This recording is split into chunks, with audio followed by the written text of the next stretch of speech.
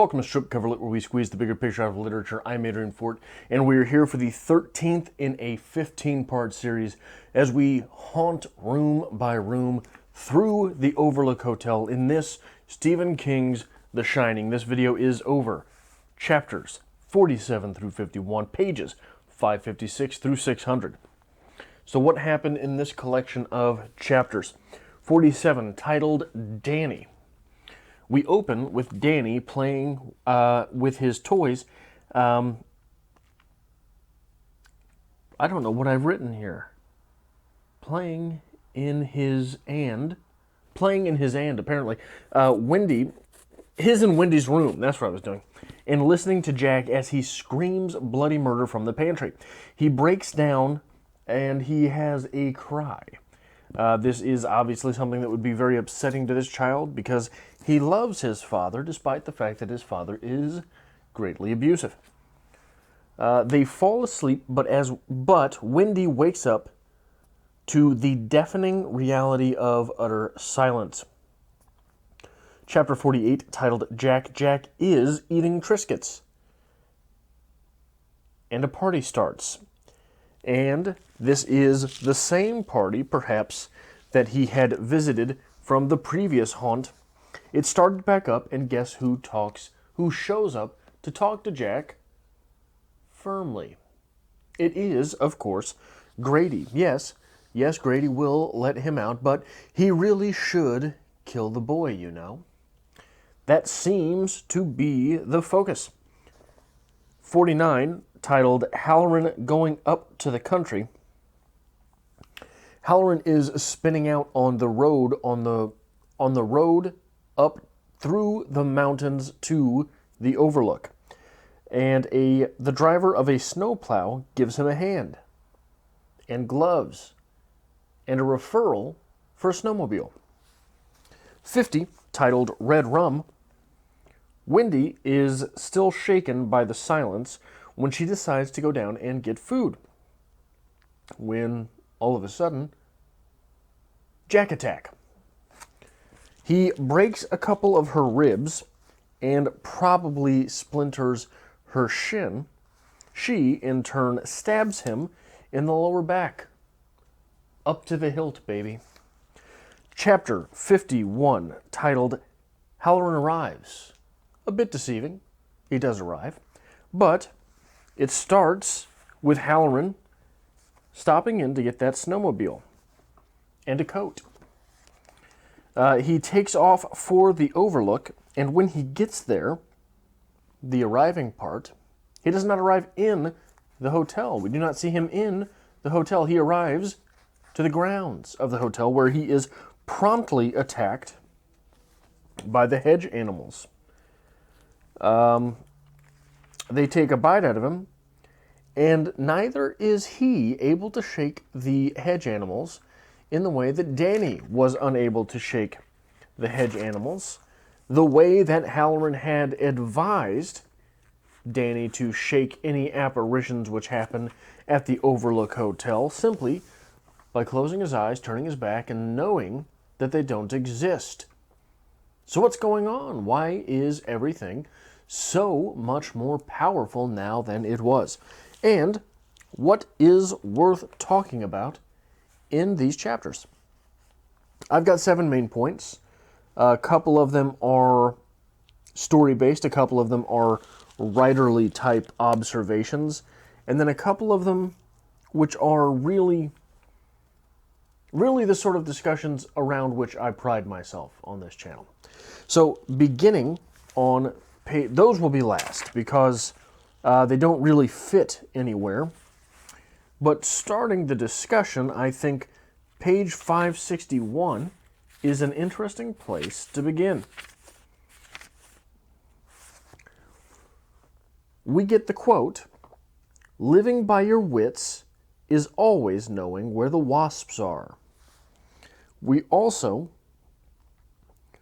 get the quote later on this page, the admission, perhaps, he could begin to sympathize with his father. This being from Jack. Jack sympathizing with his father means pretty clearly sympathizing with the man who ended his mother. The man who ended Jack's mother being that man's wife. A bit of a troubling admission, for sure. It is, of course, something that would be questioned by any sane individual, but I think it is one, in a bit of a literary moment, one that is often had by people who, I wouldn't call it Stockholm Syndrome, not textbook definitionally, but I think people who have an abusive relationship with someone at some point will distance themselves from that relationship and sort of observe the third parties to that relationship. In this case, Jack sympathizing with his abusive father, maybe he was somewhat of a prick because the dumb son of a bitch he married was so nagging, was so directionless, was this or that. And I think that that's something that is a fairly common experience. So it's another moment in this text where the reader is sort of cajoled into maybe not identifying with Jack, but sympathizing with him. And sympathizing with him in the same way that Jack is here sympathizing with his father. But it goes back to this quote on the top, the very first line, its own paragraph on page 561. Living by your wits is always knowing where the wasps are.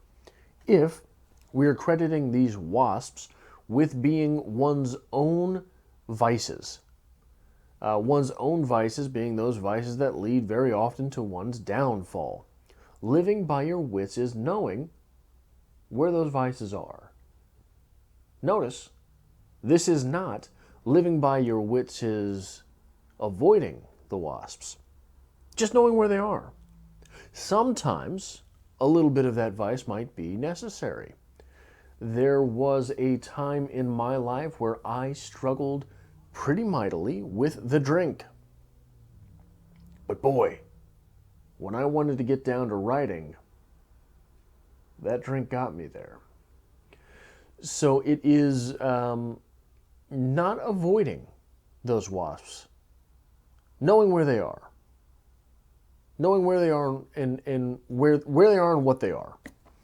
I think that is an interesting observation from these types of, from this book over these types of ideas. Going forward on page 575, this is as Halloran is speaking to Howard Cottrell. Not Howard Cosell. Howard Cottrell, who is the kindly snowplow driver that helps him out and gives him his gloves. Halloran thanks him. Cottrell nodded. It's funny. Ain't no way you could... Oh, yeah. He tells him, he keeps getting questioned, why are you going to the Overlook Hotel? What are you doing out in the storm? Where are you going? And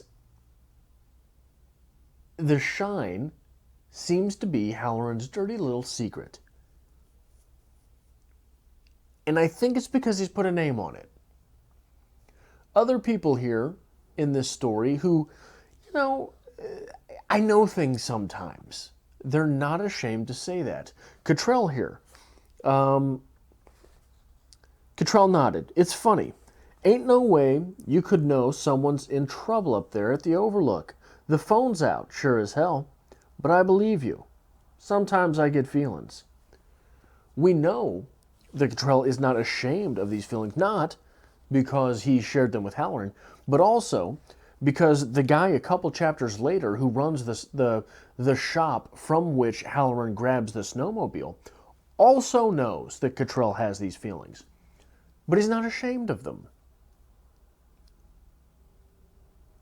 Halloran, however, it keeps coming up, and he avoids the subject.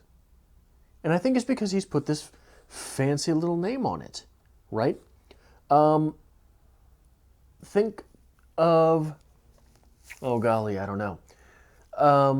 Hobbies. So hobbies, if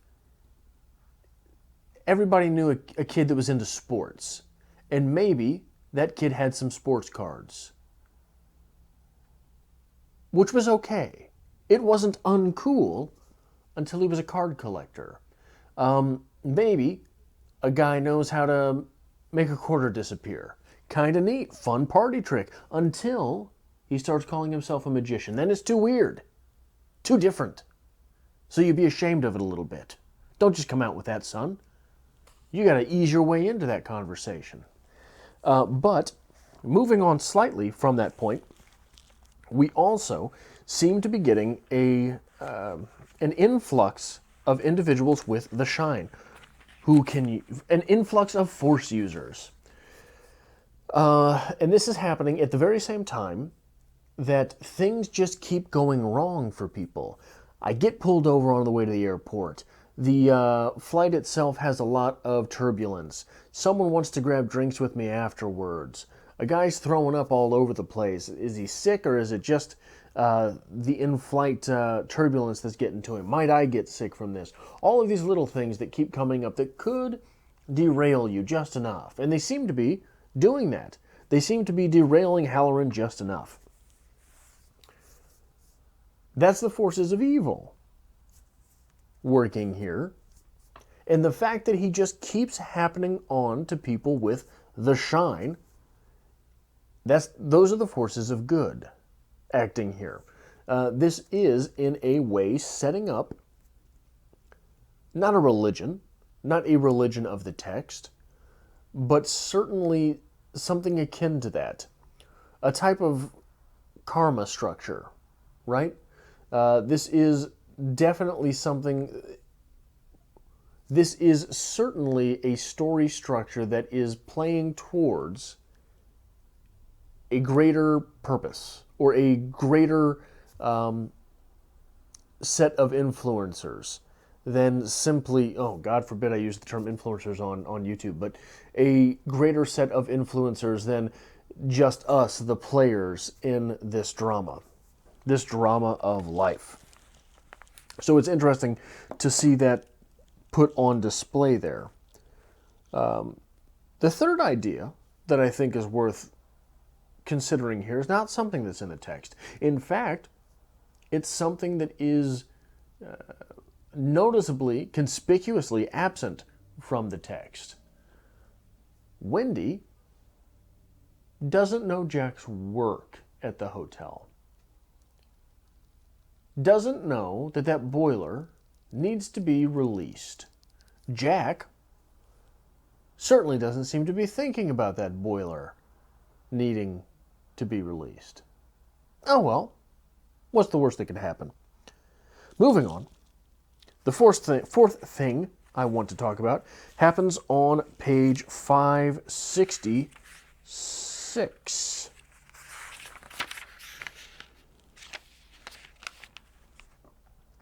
This is as Jack is speaking to Grady while he is stuck in the pantry. For a moment, he felt that death itself was outside that door. The feeling passed. I think that's a really slick, good horror quote. For a moment, he felt as if death itself was outside that door. The feeling passed. That's strong. That's strong. Issue 5. So, pardon me. That being strong, that quote being strong is a writerly observation, right? That is something that if you are a writer, you want to catch that moment and deconstruct it. If you catch the butterfly and you pin it down and you tear it apart to see how the wings work, it doesn't fly anymore, does it? But maybe, if you had all the right magic inside you, you could create another butterfly. Why does that phrase work?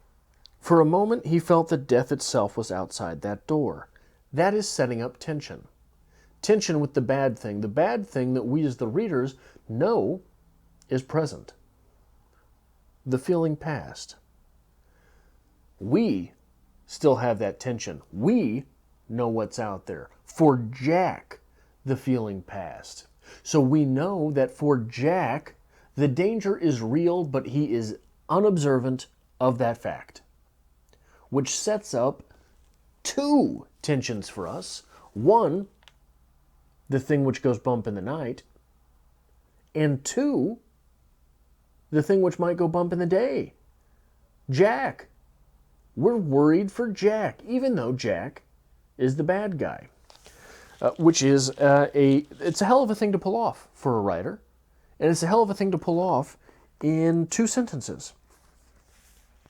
But the next observation on a writer-type level that comes up, oftentimes I have found through years of running writers groups and through a master's degree and years of trading works with someone and reading their stuff, when a writer falls onto a strange phrase, word even, it can be a word, and likes it, it gets beaten to hell in their writing. And far be it from me to say that Stephen King needs an editor, but 587 pages in, even if he had one, that editor might have fallen asleep. So, between the pages of 5... Can you guess where I'm going with this? If you've been reading along with me, guess what word or phrase might have stuck in my craw. Between pages 587 and 597, 10 pages of the book, the word guess appears at least 7 times. It might be more when I went back to highlight them. It was after the fact, so I might have missed some while going back through. 587. I guess you'll take your medicine now. This is Jack threatening Wendy. I guess you'll take your medicine now. What a strange way to go ahead and put that out there. Is that menacing? I guess you'll take your medicine now. I guess you'll take your medicine now. Why not just, oh, you'll take your medicine now? Something like that, something more direct. Because Stephen King liked the sound of it when he was writing. Fine, fine, fine. A little bit later, in that same page, 1, 2, 3, 4, 5, 6, 7, 8, 9 lines of text later. You stinking bitch. I guess you'll get what's coming to you. I guess you will. Which actually, I didn't highlight that second one, makes it 8 times in 9 pages. Moving forward, 593, tank's full. She'll get you up there, and this is as Halloran is getting that snowmobile. Tank's full. She'll get you up there and back down, I guess. Well, I'm glad you're full of knowledge. Thank you for your expertise. Then he says, guess maybe we better trade jackets too. Okay. Guess maybe. Guess maybe. Sure, people talk like that. They do. What's the difference between verisimilitude and good writing? It's like pornography. I'll know it when I see it. The very next page. Keep your eye on the guardrail posts and the signs and you'll be all right, I guess. That's reassuring. The kissing page. I guess you must know about things the same way Howie does sometimes. Again, all of these phrases completely innocuous on their own, but when you're putting them all together like this, it's too much. It's too much.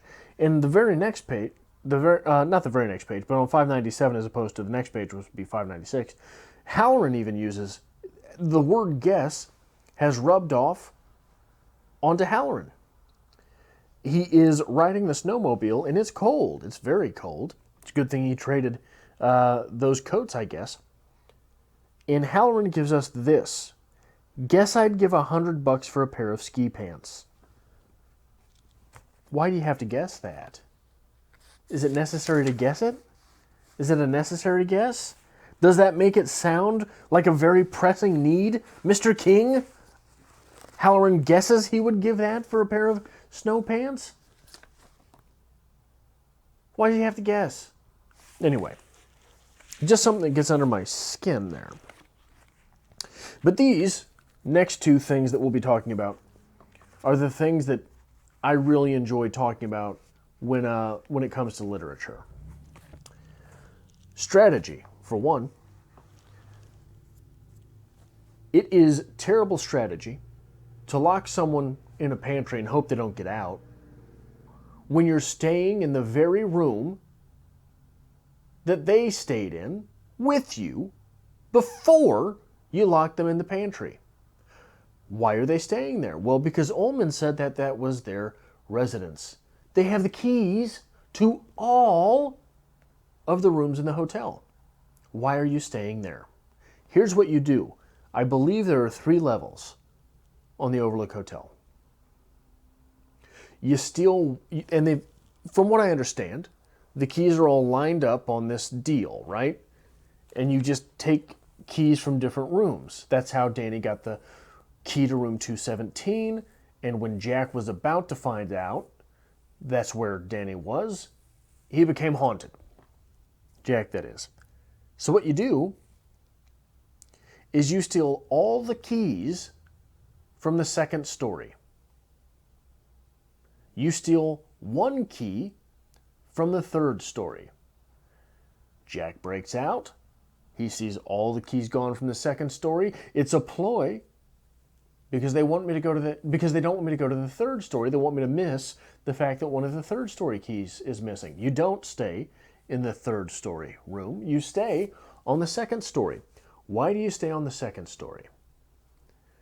Because if he breaks out in a fit of rage and he just tries to go in every room, because he's got the master key, I believe, then he's going to start down there on the 1st story. You're buying yourself time to hear the madman going room to room.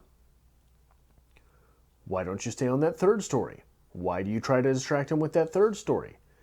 Because being on the 2nd floor, if he is in a rage, maybe he rides the elevator up. You apparently hear the elevator from everywhere. So that's going to be a giveaway. And as he is tearing hell on the way back through the hotel, you get to maybe miss him that way.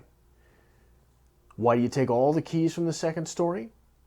So that he has no idea what room you would be in. You pick one at random on the 2nd story, probably in the middle of the hall, probably not the corner, certainly not the presidential suite. And then you listen for him,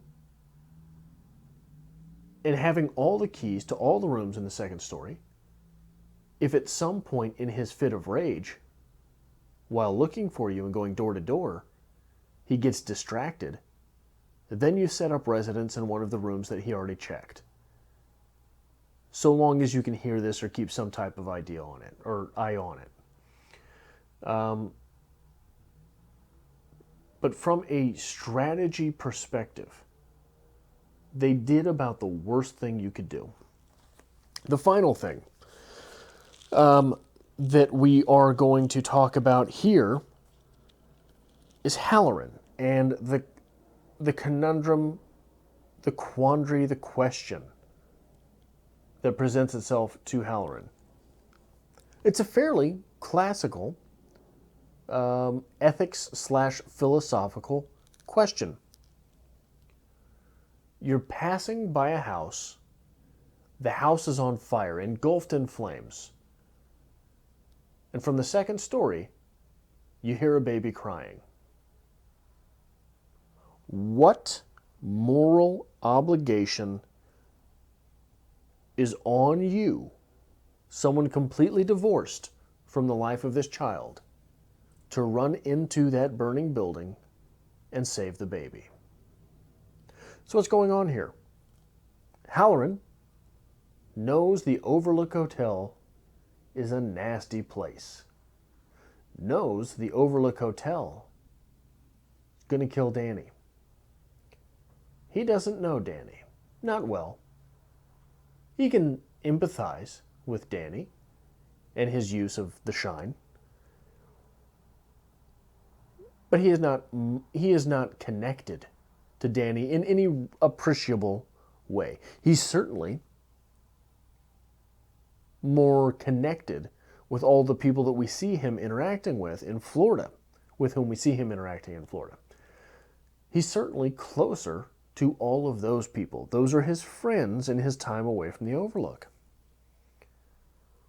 What burden, what moral obligation falls on Halloran? What moral obligation would be on you to risk your own life passing a burning building and knowing that there's a baby on the second story?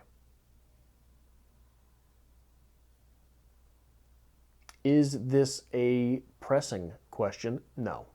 Is this a question which is likely to ever bear out in your life? No, not at all.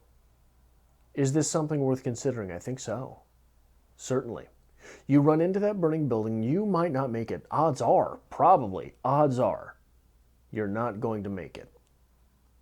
That baby is definitely not going to make it. Do you risk you to save that baby? I say fuck babies. I fuck them all. We don't need more people. That's my point. That's where I'm coming from. You don't have to argue with me. You don't have to agree with me. You don't have to like it. I'm just saying. It's just a baby. You know? Take a baby, give a baby. Right? What obligation is on you? Completely absent from any other factor in your life or the baby's. What questions, what facts about that baby make it more or less compelling?